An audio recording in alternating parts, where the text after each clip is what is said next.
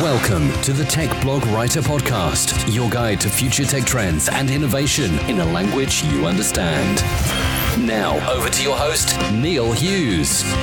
Welcome back to the Tech Blog Writer Podcast. Now, as you all know, I'm fortunate to attend and cover tech events all over the world.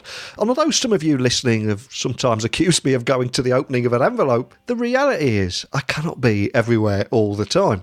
And I must admit, I was a little gutted that I couldn't attend the MWC event this year. But I was following it closely from home via a myriad of streams and social feeds, and many times it did actually feel like I was there. And for our international listeners, the MWC Barcelona, formerly the Mobile World Congress, is the largest mobile event in the world, bringing together the latest innovations and leading-edge technology from more than 2,400 leading companies. And it also has a highly rated conference programme assembling today's visionaries to help explore the hottest topics influencing the industry at the moment.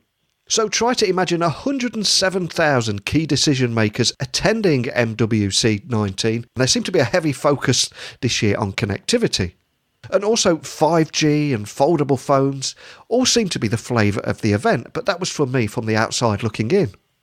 And now, the world of tech is much smaller than many realise, and last year I bumped into an amazing guy called Paul Lipscomb, and he's a reporter at Mobile News Mag and What Mobile Online. So, when he landed back in the UK, feeling a little weary at being bombarded with amazing technology and innovation for 12 hours a day for 3 days straight, I sat him down and tried to get everything he learned out of his head. Why would I do that? So I could share it with you guys listening all over the world in 165 different countries. So buckle up and hold on tight so I can beam your ears all the way to London so we can speak with Paul Lipscomb, a reporter from Mobile News Mag and What Mobile Online, and learn more about what he thought about MWC19. So a massive warm welcome to the show, Paul. Can you tell the listeners a little about who you are and what you do? Hi, thanks for having me, Neil. My name is Paul Lipscomb, and I'm a reporter for Mobile News, a B2B publication on the UK telecoms industry. Fantastic. Now, MWC 2019 is the biggest mobile show of the year and in Barcelona. And for anyone listening that has never been, and I know you've just come back from there, can you just try help people listening at home try to visualise exactly what it's like when you walk in the doors there? Wow, yeah, it's crazy. You've got, I think I read that it was over 109,000 people attended the event. So a lot of people. It was pretty chaotic, but there's just a huge buzz descending on this arena, and sort of running from one stand to the other, just checking out all the awesome innovation, checking out the cool phones, trying to get to phone launches and meetings. And you just pick up a good buzz, really, really good buzz. It's like a mecca for the mobile phone world and all other sorts of tech enthusiasts, really. And I've got to admit, I was stalking you on social media from afar. So tell me about the Nubia smartphone and why it's one of the coolest things that you saw there. Because I saw a great image and it looked like a bit of you wore it on your wrist. It seemed to, what I loved about it seems to be replacing the whole handset and just having something on your wrist. So, but tell me about that. Yeah, it's something a little bit different, really. I saw quite a few people on my Twitter feed going over to this Nubia stand. I was like, I didn't really know too much about them beforehand. So I was like, oh, wow, I need to go and check that out. That looks amazing. So I went over to the stand and I was amazed at how innovative it was. There was a hand gesture feature which you can, put your, like, literally just put your hand over the watch. Don't have to touch it. It just picks up the sensor and it navigates the apps. And I thought that was really, really cool. I mean, see the practicality perhaps of it, but I just thought it was different. It starts from around €449 with an eSIM version available for €549, and you can make calls, send text. I believe there's a camera as well, so that's pretty cool. I mean, it'd be interesting to see if that is the future of mobile technology. So we'll have to wait and see. But yeah, it's quite cool. I mean, to see like a watch that actually you can make calls with, that's what was really cool, really innovative. And over the last few years, there has been more and more talk that the smartphone is eventually going to die and we're no longer going to be staring down at our screens and it will almost become invisible. So it's certainly an interesting concept there. I'm curious, though, did you hold your wrist to your mouth and say, Kit, you got to get me out of here, buddy. Because I think that's what happened. I didn't know. I think I've missed an opportunity there. Yeah, I think if I did that, the person on the stand might have looked at me a bit weird. But yeah, I mean, maybe next time. Maybe next time. So I also saw that you got hands-on with a BlackBerry Key 2. I mean, is there room for a BlackBerry in a digital age from what you saw? Do you know what? I was really impressed by the BlackBerry Key 2. There was a red edition which they launched at Mobile World Congress, and it just looked really slick, really smooth. And a lot of people still like the keyboard feature. I think it's great that BlackBerry, they want to keep its iconic keyboard. And I actually spoke to the TCL Communication General Manager and Chief Commercial Officer for the BlackBerry Mobile, which is Francois Mahou, and he said that is very much their plans. They want to keep the iconic keyboard, and I think fair play. It's something a bit different in the market where it's all it's now going to be foldable phones and just standard smartphones with obviously touch screens. So I just think it's something a bit different, and there is a demographic that still like a keyboard. Really, there's always going to be a bit of a niche for that. And of course, another name from the past is Nokia, and the Nokia N9, the Nokia 9 PureView from HMD Global got a lot of headlines for all the right reasons. Can you tell me a little bit more about that and what made it so special? And also, of course, your initial thoughts on it. Yeah, the Nokia, another blast from the past, like you say. HMD Global did a really good job with the Nokia brand, and they've sort of resurrected it the last couple of years. So it's always good to see these brands like Nokia and BlackBerry, ones that you've kind of grown up with, actually still having a place in that market. But the Nokia 9 PureView, which is their flagship, has a 5-camera setup, which is pretty awesome on the back. It almost looks like a bit of a beehive, which is pretty cool. And all 5 of the cameras are 12 megapixel and work together. They work simultaneously. I found that pretty neat. What I was also impressed by as well was that they launched the feature phone as well, which is like $35, I think the average global selling price. Obviously, in feature phones, they still have a place in the market for people who aren't so tech savvy. I might just pick one up because you can play Snake on it, which is an absolute classic if you remember. Yeah. So I was really, I thought that was really cool that they still love their feature phones and try and push them still. Now, a question I have to ask, of course, is the latest trend of foldable phones. I mean, from everything you saw at MWC, what are your thoughts? Is it a gimmick? Is it going to catch on? Is there a need for it?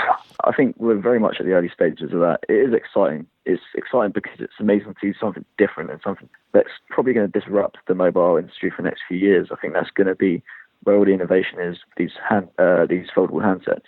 And it was brilliant seeing Samsung and Huawei, 2 huge names, going at it.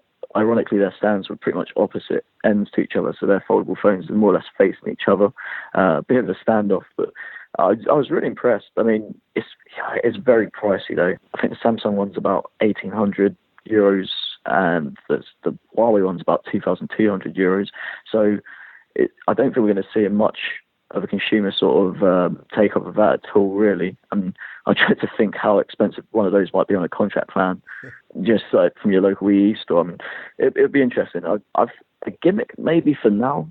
It is interesting. What I do kind of question is perhaps the durability of the devices and whether or not they'll be, how often they can fold without maybe having some problems. I think quite a few analysts have said that as well. So what were your thoughts? And obviously from afar, seeing the foldable phones, did you find them interesting at all? Again, there's one side of me that thinks it's incredibly cool, but there's another side of me that thinks it's solving a problem that doesn't actually exist. And if I was to find any evidence of a fold line anywhere on my phone, it would drive me insane. So the durability would be a big thing for me as well. Big time. Yeah, that's where the main concerns would be for me as well. Definitely. So, of course, we've got to mention the Huawei Mate X, and that seemed to be a huge hit over there with the crowds from myself watching over here. I mean, did you get a chance to get a hands-on with that handset? Unfortunately not, I didn't, but one of my colleagues did, so I'm a little bit jealous. And I've saw quite a few analysts who managed to get a bit of hands-on with it, but I did go over to the stand, and it was behind a glass cabinet, so I took a few photos of it. So that was as close as I got to it, to be honest. But yeah, it was like I said, it was pretty cool to see. And from an industry standpoint, do you think Huawei can actually shake off this controversy that just seems to surround them at the moment and actually go on to dominate the market? Because there seems to be a lot of momentum behind them, but this controversy just refuses to go away. Yeah, it's been difficult for them. It will be interesting. I I think their phones are amazing. They're so innovative. They have definitely disrupted the market in terms of what they've sort of brought to it. I'd say they probably had the best of 2018 with the P20 Pro and the Mate 20 Pro, and the Mate X looks amazing now as well. In terms of controversy, it's too hard to say at this stage, but we'll just have to wait and see. I think time will tell in terms of that. But they made a big statement with the Mate X at MWC, I think, and it's one of those things. We'll have to see how it goes. But they've got a lot of momentum behind them, that's for sure. And of course, we both know when it comes to attending events and covering events, it's incredibly difficult, and it's not as glamorous as many people would think. But you did spend a lot of time there, long days from, I suspect, 8 in the morning till 8 at night in the conference halls. Is there anything else that excited you? There was a lot of talk about 5G, which was pretty exciting too. So quite a few big names rolled out their 5G phones. Obviously, aside from Samsung and Huawei, you also had, I think it was Sony have got plans for their one later in the year, LG as well. And there was also, I think, OnePlus had a demo of theirs. But it was cool to see the interesting use cases as well. So they're showing how quick gaming can be done with the low latency 5G speeds. They also, the talks as well, like Pete Lau, the OnePlus CEO, talk about how, it's going to be fundamentally change our lives. I mean, it'd be interesting to see how true these claims are, but a lot of people seem to think they'll be, 2019 will be the start. It'll be a few years before we see 5G, but that was pretty exciting seeing some of that, and seeing the sort of use cases for it. Fantastic. Now, I'm conscious I've grabbed you as you've landed back in London. So I'm curious, when you were sat on that plane, mulling over everything that you've learned and everything that you've took in over the last couple of days, what were the big takeaways from the event that you were thinking about? Probably the foldable phones.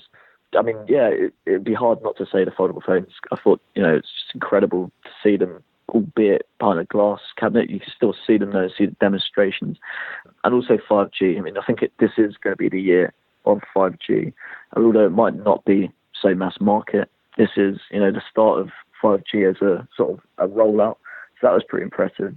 But I think, I really do think the foldable phones thing has set the tone for the next few years of mobile innovation. I really do. Now, as you head back to the office, I would imagine you've got a lot of articles to write, so I won't keep you much longer. Yeah. But if anyone is listening and would like to read more about your thoughts and your insights at MWC, can you just tell the listeners where they can find the Mobile News Mag and what Mobile Online, and maybe read about some of your reports? Yeah, I mean, you can read our content at www.mobilenewscwp.co.uk. Alternatively, follow us on Twitter at Mobile News Mag. And my own personal Twitter as well, at Paul Lipscombe, so LIPSCOMBE. Some people get it wrong, so I have to spell it out sometimes. Cool. Well, I'll add all those links to the blog post that will accompany this podcast episode, but I wish you the best of luck for the future. Awesome. I'm sure we'll meet again on the tech circuit very soon.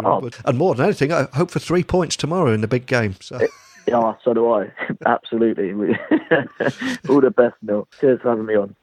I cannot thank Paul enough for coming on the show today. He is one of the nicest guys that I've met on the tech circuit.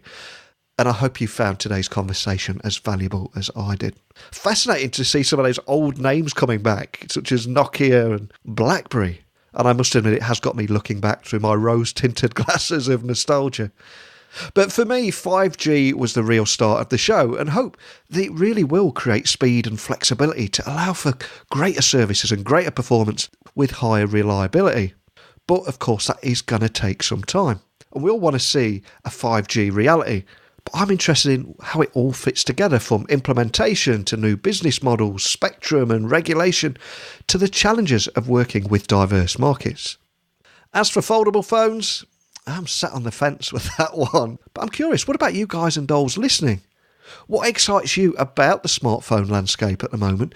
And do you think the smartphone itself will gradually morph into a wearable device? And maybe in the future we will stop staring down at our screens and just have something on our person and use our voice to activate everything.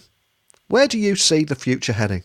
As always, you can email me directly, techblogwriter@outlook.com. My Twitter, Instagram, LinkedIn, it's all the same, at Neil C. Hughes. Do a quick search, you should find me nice and easy.